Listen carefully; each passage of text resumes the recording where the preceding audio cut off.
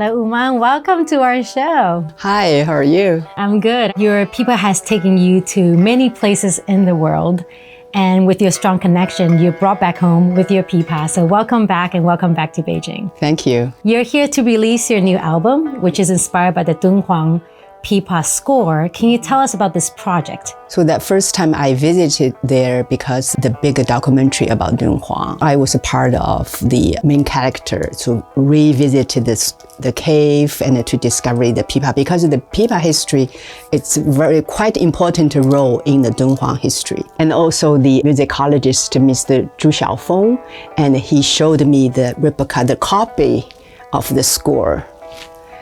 It was fascinating to me. I was like goosebumps. And I get very excited. And I said, wow, this is a great project to record those tunes, become alive. Are you still able to read it or you have to translate it first before you can create something? I've been working with many Central Asian musicians, from Tajikistan, Uzbekistan, or Indian. So giving me that imagination, that sound, kind of imagine way back 2,000 years ago, how the pipa sound could it be? What kind of voice or what kind of sounds are you trying to recreate with this new album? This is 1,000 years ago music. The lute, the pipa, the role in the Chinese music, that society, that time, accompany instrument. It's more company with the voice, company with the dance. Simple plucking, that's it. It's not a busy, virtuoso, a lot of notes. No, it's a quiet, it's a simple but deep.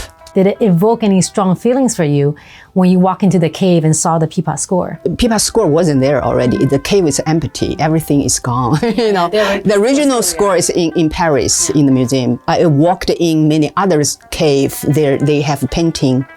The pipa player holding the instrument like this, like that. Feels like probably I was here before.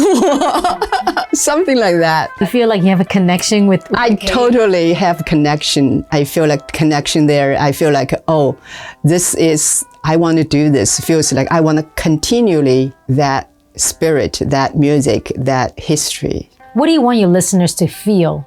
What I want to do is provide the score become live so we can listen to, oh, that's the melody. So it's more like you kind of want to give people this kind of imagination, bring them a bit back to how it might have been. Exactly. And also the melody is very, very different than modern Chinese music. Chinese, Central Asia, all mixed together. That kind of music represented that time, that history. You also work with a lot of musicians around the world from different cultures.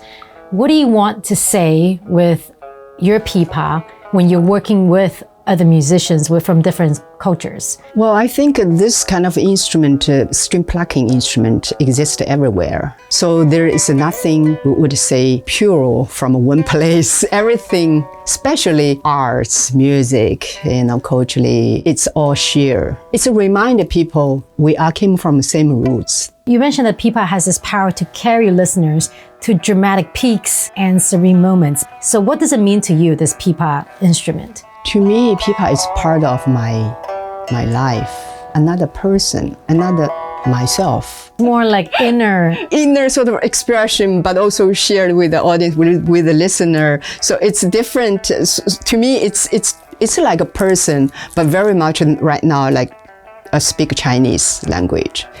Represent the Chinese culture. And the Chinese energy, right? Oh, definitely Chinese energy, yes. How do you keep the young people interested in something that has so much history and so much tradition? I would say this is a very cool instrument. That's how my experience. I started play music when I was 9 years old. You never stopped? Never stopped.